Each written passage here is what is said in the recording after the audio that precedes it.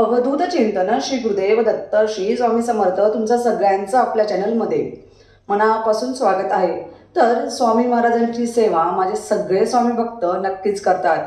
ज्यावेळेस आपण स्वामी सेवा करतो किंवा स्वामी मार्गात असतो तर तुम्हाला चांगले किंवा वाईट अनुभव नक्कीच येत असतात। असे बरेच स्वामी भक्त असतील की त्यांना काही गोष्टी अनुभव घेता आल्या नसतील, भरपूर सेवा करूनही आपल्याला अनुभव आलेले नसतील, पण असं निराश न होता किंवा महाराजांनी आपल्याला कोणतेही अनुभव नाही दिलेले असं न करता आपली स्वामी सेवा ही तुम्ही नक्कीच कंटिन्यू ठेवा।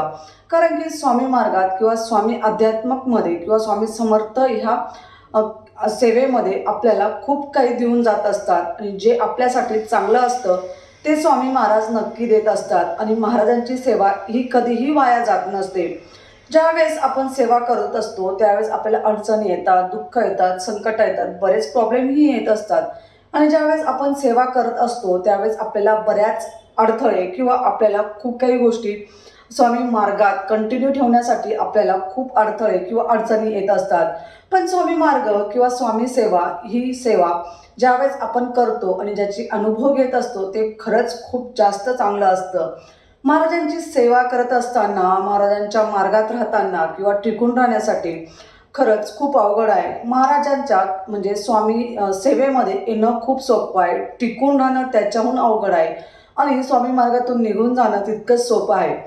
त्यासाठी तुम्हाला अनुभव येण्यासाठी किंवा स्वामी सेवेत कंटिन्यू आपल्याला राहण्यासाठी खूप काही गोष्टी करायच्या असतात किंवा नित्यसेवा करायची असते। स्वामीचरित्र सारामृत झालं, केंद्रात रोज जाणं झालं, रोज तुम्ही 108 आरत्या करून बघा, तुमचं आयुष्य खरंच चेंज होईल आणि महाराजांचे अनुभव आवर्जून नक्कीच माझ्या सगळ्या स्वामी भक्तांना येतात। असं अजिबात नाही की महाराजांनी कोणालाही काही कमी ठेवलेलं असेल आणि जे आपल्यासाठी चांगलं आहे ते नक्कीच महाराज देत असतात।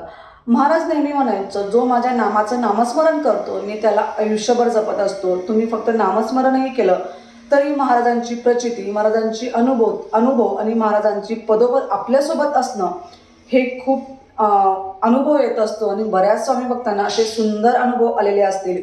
ज्यांनाही अनुभव आलेले असतील त्यांनी नक्कीच शेअर करा की अनुभव तुम्हाला कोणकोणते आलेले आहेत। आणि अनुभव आल्यानंतर तर आपल्याला तो एक म्हणतो ना की एक स्वामी सेवा केल्यानंतर आपल्याला जे फळ भेटतं ते खूप छान असतं। आणि आपण असेच स्वामी सेवा करून आणि स्वामी भक्त आपल्याला निर्माण करायचे आहेत। केंद्रापेक्षा जी चालती बोलती केंद्र असतात ना ती सगळ्यात चांगली असतात। महाराजांचा प्रचार प्रसार करणं खूप महत्त्वाचं आहे। स्वामी सेवा करून तुम्हाला खूप जास्त अनुभव येतील हे तर नक्कीच आहे। आणि ज्यावेळेस आपण प्रचार प्रसार ही सेवा करत असतो म्हणजेच महाराजांची सेवा, कोणाला अडचणी दुःख असेल तर तुम्हाला जो कोणी सांगत असेल तर त्याला फक्त एवढं सांगावं की तुम्ही स्वामी केंद्रात जा, स्वामी सेवा करा, नित्यसेवा करा आणि तुम्ही 108 आरत्या करून बघा। तुम्ही त्यांना अजिबात 3 तास किंवा 2 तास ही सेवा कर किंवा ती सेवा कर अजिबात सांगू नका। ज्यावेळेस आपण छोट्या सेवेपासून सुरुवात करत असतो त्यावेळेस त्यांचे दुःख अडचणी हे निघून आपण आपल्या छान अशा सेवा मार्गात येऊन आणि आपण आपल्याला अनुभव त्या दुःखातून आपल्याला बाहेर काढण्याची तेवढं समोरच्या व्यक्तीला जेव्हा आपण सांगतो आणि ज्यावेळेस त्या व्यक्तीला संकटातून किंवा दुःखातून आपण जेव्हा बाहेर काढून टाकतो त्यावेळेस महाराजांची प्रचिती आपल्यालाही येत असते। म्हणून सगळ्यात जास्त प्रचार प्रसार तुम्ही पण स्वामी सेवेचा करू शकतात। ही एक सगळ्यात उच्च कोटीची सेवा आहे। म्हणून तुम्हाला आवर्जून सांगेल की स्वामी मार्गात राहा, स्वामी मार्ग टिकून ठेवा आणि स्वामी मार्गात आल्यानंतर तुम्ही कंटिन्यू सेवा करा। आपल्याला अनुभव येतातच आणि आपल्यासाठी काय चांगलं आहे हे महाराज नक्की देत असतात। म्हणून तुम्हाला मी आवर्जून सांगेल की स्वामी मार्गात या, स्वामी सेवा करा आणि स्वामी महाराजांची सेवा करत असताना तुम्हाला कोणते अनुभव आलेले नक्की आवर्जून शेअर करा।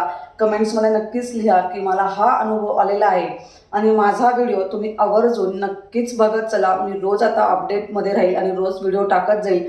तुम्ही सेवा आणि तुम्हाला कोणत्या अडचणी असतील, कोणते दुःख असतील, संकट असतील आवर्जून शेअर करा। तर चला परत भेटूया अशाच सुंदर व्हिडिओसोबत। तोपर्यंत सगळ्यांना श्री स्वामी समर्थ। धन्यवाद।